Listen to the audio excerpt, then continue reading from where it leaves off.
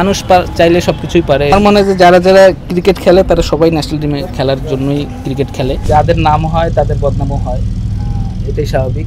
নাসির ভাই, আপনি বাংলাদেশের সেরা ফিনিশার হতে পারতেন। কে বলছে? হতে পারতেন। নাসির ভাই, একটা লম্বা সময় আপনি ক্রিকেটের বাইরে ছিলেন, তো এই সময়টা আপনি নিজেকে কিভাবে মোটিভেট করছেন এবং আপনার ফ্যামিলির কন্ট্রিবিউশন কেমন ছিল এই সময়টা? তো 1.5 বছর বাইরে ছিলাম, বিন্দাস ছিলাম ভাই, আর কি বলবো, ফ্যামিলির সাথে ছিলাম, ভালো ছিলাম আলহামদুলিল্লাহ। খেলা মিস করছি ঠিক আছে, বাট ফ্যামিলির সাথে ছিলাম, ভালো ছিলাম।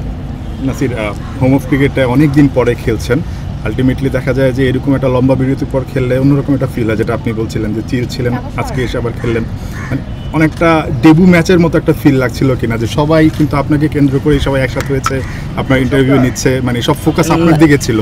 না, ডেবু ম্যাচের মতো ফিল হয় নাই, বাট অনেক কিছু নতুন নতুন লাগতেছিল। কারণ আপনি যদি খেলার আগের যে প্রিপারেশন ছিল, তা আমার মনে হয় যে আমি 1.5 বছর পর আবার সেই প্রিপারেশন নিলাম আর কি, যে এরকম লাগেজ গোছানো, ব্যাগ গোছানো, তো অবশ্যই একটু নতুন লাগতেছিল, বাট ভালোই লাগতেছিল যে খেলবো এতদিন পর। তো যদি ভালো পারফর্ম করতে পারতাম তাহলে আরও খুব ভালো। একটু লাকি মনে হয় কিনা? কারণ এরকম ক্রিকেটার কয়জন আছে আমি জানি না যে আসলে নিষেধাজ্ঞা শেষ হওয়ার পরদিনই আসলে ম্যাচ খেলতে নামতে পারে। আপনি ওই জায়গা থেকে একটু লাকি মনে হয় কিনা আপনাকে? না ভাই, আমি অনেক আনলাকি ভাই, এত লাকি না। কেন?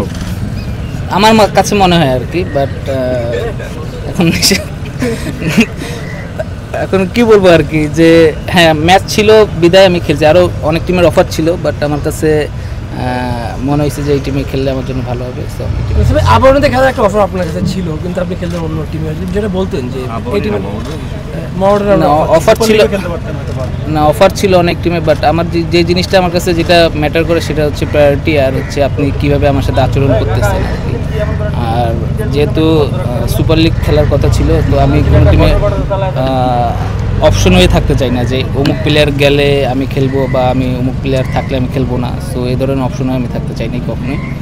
আর হচ্ছে হ্যাঁ অফার ছিল, কিন্তু তারা শুধু অফারই দিছে, আর কোনো কিছু দিতে চায় নাই।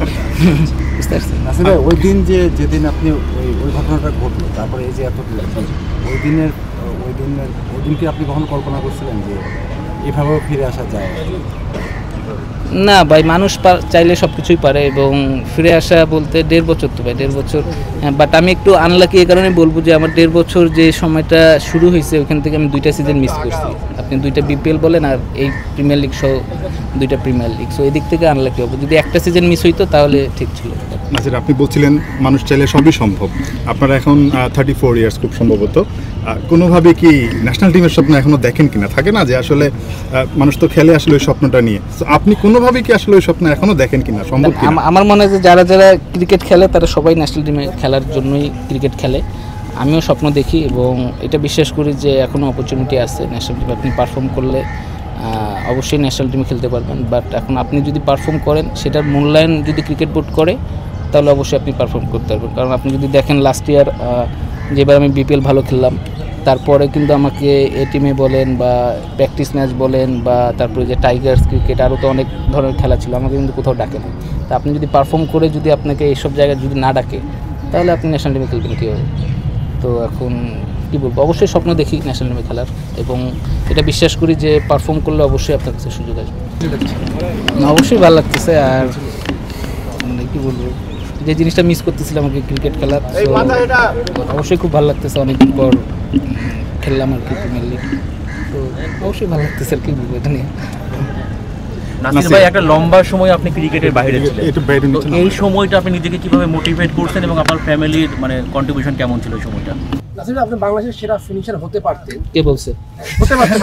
মানুষ দেখেছি আর কি, আপনি করেছেন, আমরা সবাই জানি আর কি। কিন্তু যেই বয়সে 33-34 বছর বয়সে ক্যারিয়ারটা দীর্ঘ হয়নি, একটু আফসোস আক্ষেপ। আমার কাছে মনে হয় যে এই জিনিসটা হচ্ছে যে আপনি যখন সিলেকশন প্যানেলে থাকবেন, আপনি যদি দেখেন যে বাইরের সব দেশেই কিন্তু সিলেকশন প্যানেল আপনার 2 বছর পর চেঞ্জ হয়। সাপোজ ধরেন আমি একটা জায়গায় আসি বা আমি সিলেক্টর, তা আমার চোখে কিন্তু সবাইকে একরকম লাগবে না, এটা স্বাভাবিক। তো 2 বছর পর চেঞ্জ হলে হয় কি, আমার চোখে যাকে খারাপ লাগবে 2 বছর পর যখন এখানে আরেকজন আসবে তার চোখে তাকে ভালো লাগতে পারে। তা আপনি যদি এখন 9-10 বছর ধরে যদি একই জায়গায় থাকেন, আমি যদি যারা পছন্দ করব না, তার তো কেরিয়ারই শেষ হয়ে গেল অলমোস্ট। তা আমি মনে করি যে আমার ক্ষেত্রে এই জিনিসটা হয়েছে, এবং আমি আমি যদি 5টা সুযোগ পাই আমার মনে হয় যে বাকি যারা আছে তারাও 5টা সুযোগই পাওয়া উচিত। এমন না হয় না যে ওরা 20টা সুযোগ পাইলে আমি 5টা সুযোগ পাইলাম, বাট আমার কাছে মনে হয় যে এই জিনিসটা হয়েছে আর কি। হইতে পারে আর কি, আমার কাছে মনে হয়, এখন জানি না। একটা প্রশ্ন ছিল, সেটা হচ্ছে যে কত বছর ক্রিকেট খেলতে চান এবং ক্রিকেট খেলার জন্য আসলে ফিটনেসটা আরো না, অবশ্যই ফিটনেস, আমি একটু ওয়েট গেইন করছি, আমার ফিটনেস তো অবশ্যই ইম্পর্টেন্ট। আর খেলতে চাই যতদিন, ক্রিকেট খেলা তো আর হুট করে ছাড়তে পারবো না, কারণ যে খেলা হচ্ছে ছোটোবেলা থেকে খেলে আসছি, তো আমি খেলতে চাই যতদিন খেলতে পারবো আর কি, শরীর যাবে এবং আমার ডিমান্ড থাকবে আর কি।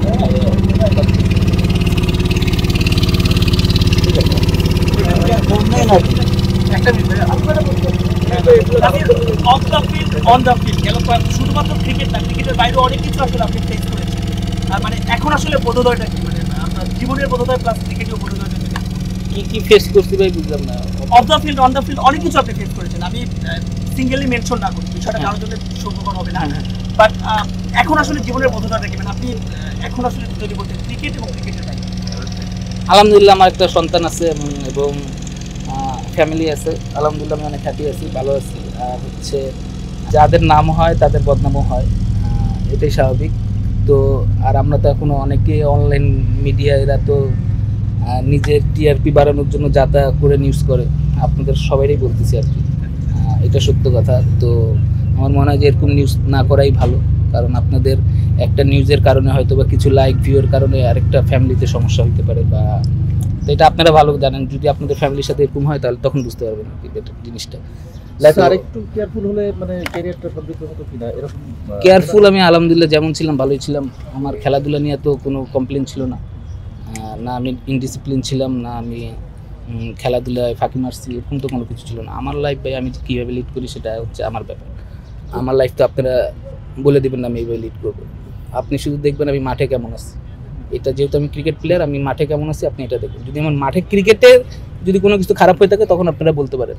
সো এটা আমার মনে হয় না যে এটা কেউ বলতে পারবে। ভাই আপনারা তো তারকা, আপনাদেরকে আসলে তরুণ থেকে শুরু করে অডিয়েন্সরাও আপনাদের ফলো করে। এগুলা ভাই এগুলা হচ্ছে আসলে আর মেসেজটা কি ভাই? এগুলা হচ্ছে ভুয়া কথা ভাই, তারকা মারকা বলে কিছু নাই ভাই। না খায় থাকলে কেউ আপনারা আইসা আমাকে বলবেন না যে ভাই খান, বুঝতে পারছেন না?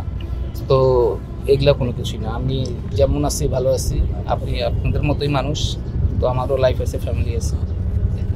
নাসির ভাই, এখন তো বোর্ডে পরিবর্তন আসছে, তো আপনি যে ক্রিকেটের বাইরে ছিলেন এই সময়টা আপনার নির্বাচক কমিটি থেকে শুরু করে বোর্ড প্রেসিডেন্ট, ক্রিকেট অপারেশন বা সিনিয়রের কোনো খেলোয়াড় কারোর সঙ্গে আপনার যোগাযোগ হয়েছে, কোনো কথা হয়েছে? না, কারোর সাথে কোনো যোগাযোগ হয়নি, কোনো কথা নেই। থ্যাংক ইউ ভাই।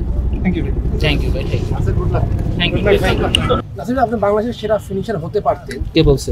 হতে পারতেন, আমার মাঠে